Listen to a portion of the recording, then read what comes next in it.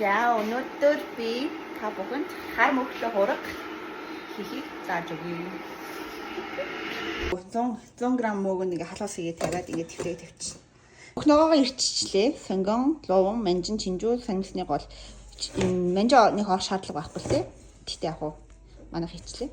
Амтлагын хувьд бол жан хийн, давал хийн, персийн, цагаан гайн тэгээд болоо. За мөг маань ийм болчих. Олоо болж хоорондоо хэдүүлээ өмгөө шарий.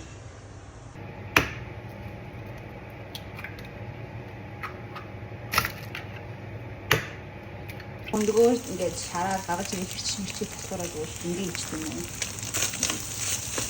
Энэ багтгаад тэгээд ингээд хатны юм болчих. Махногоо басны дараа хар мөг өндөг хоёроо хийгээд тэгээд нэг 5 минут хатамжлал дээр байлгаад тэгээд болоо ондоо хослоо.